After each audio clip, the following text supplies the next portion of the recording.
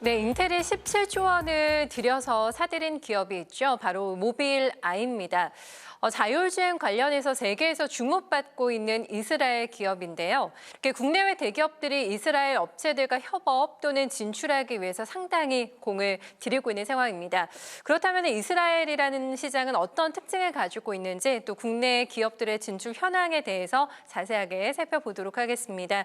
오늘 이와 관련해서는요, 한국-이스라엘 기업협의회 데이비독 사무총장님과 함께 얘기 나눠보겠습니다. 총장님 안녕하세요. 안녕하세요. 네, 반갑습니다. 반갑습니다. 네, 먼저 이스라엘은 멀고도 좀 가까운 곳인 것 같기도 한데 먼저 한국-이스라엘 기업협의회에 대해서 어떤 일을 하는 곳인지 설명 좀 해주세요. 네. 이스라엘의 글로벌 기업과 한국의 중소기업이나 한국의 새로운 글로벌 기술이 필요할 때 또 이스라엘 대학 교육의 탁월성과 한국 교육의 콜라보가 필요할 때 이제 그런 것들을 매칭해주고 또 소개해주고 연결해주는 일들을 저희가 하고 있습니다. 가교 역할을 한마디로 하시는 것 같아요. 한마디로 네. 한국과 이스라엘의 브릿지가 필요한데 네. 그 브릿지를 만드는 기관이라고 생각하시면 네. 됩니다. 이런 중요한 역할을 하고 있는 협의회라고 저희가 볼 수가 있을 것 같은데 이스라엘이 글쎄요 좀 어떤 시장일까라는 부분을 많은 분들이 궁금해하실 것 같아요. 제가 앞서서도 모빌아이가 이스라엘 기업이라고 설명을 드렸는데 이스라엘이라는 곳의 어떤 시장의 특성에 대해서 먼저 좀 설명을 해주신다면? 네. 이스라엘은 네. 인구 800만밖에 되지 않는 나라입니다. 그런데 전 세계 네트워크를 이스라엘이 가지고 있어요. 금융, 네. 재계, 석유, 에너지 모든 것들을 가지고 있는데 이제 IT까지 네. 이스라엘이 인구 800만 명이라는 인구를 가지고 네. 전 세계 네트워크를 연결하고 있죠. 그 힘은 어디에서 나올까요? 2000년 동안 네. 이스라엘은 나라가 없었습니다. 국가를 잃어버린 서름에 네. 2000년 동안 전 세계에 디아스포라를 깔아놨는데 이 디아스포라가 살아남기 위해서 네. 절박하게 매달렸습니다.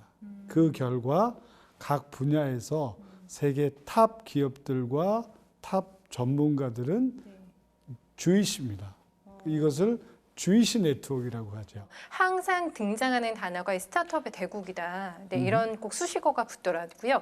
이스라엘에 이렇게 스타트업이 지금 발전하게 된 계기라든가 어떤 지금 전망이라든가 향후 상황이 좀 어떨지가 좀 궁금해요. 네. 절박함이라는 거가 있습니다. 그러니까 이스라엘은 인구 800만 밖에 되지 않기 때문에 그리고 13억이라는 중동 인구가 적입니다. 그렇죠. 석유가 나지 않는데 네. 중동에 있다 보니까 많은 사람들이 이스라엘은 석유 값이 굉장히 쌀 것이다라고 생각하는데 중동 국가가 석유를 팔지 않아요. 그럼 그 석유를 사기 위해서 미국까지 날아갑니다.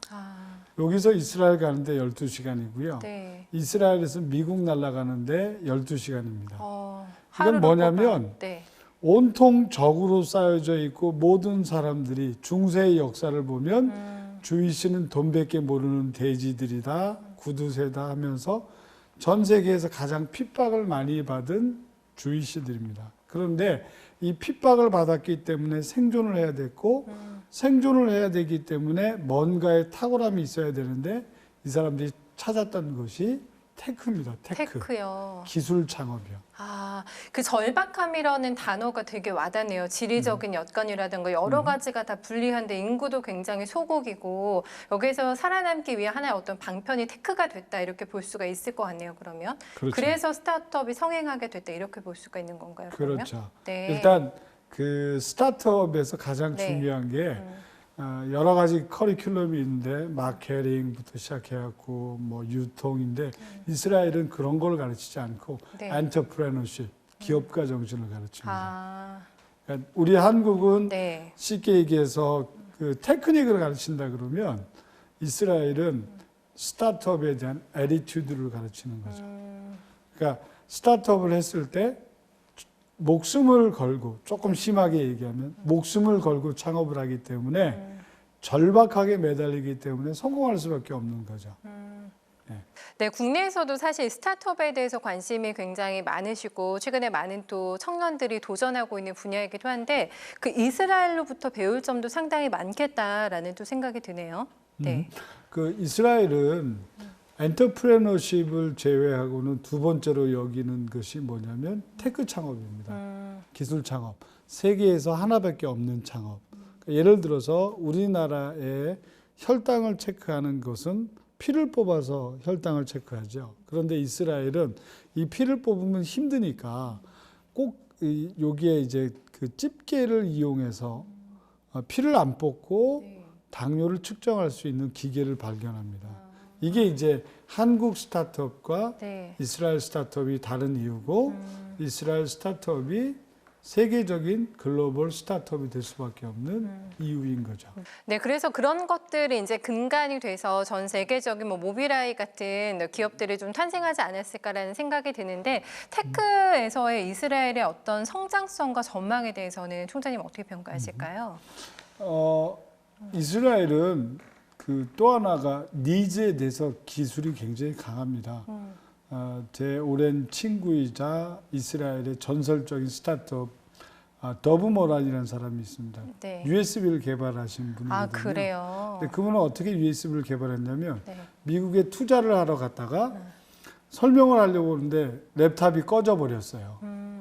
그러니까 랩탑이 꺼져 버리니까 그걸 충전하려면 몇 시간이 기다려야 되잖아요. 난감했겠네요. 그래서 네. 그 세계적인 투자자들 앞에서 힘들어했던 기억이 있었어요. 그리고 이 사람이 나와서 만든 게 USB예요. USB. 이스라엘은 학생도 창업을 하는 것이 아니라 대학 교수도 창업을 할 수 있는데 특별하게 소비자의 니즈를 본 거죠. 앞으로 미래 자동차는 무인 자동차가 돼야 되는데 무인 자동차의 핵심 기술은 인공지능 눈이거든요.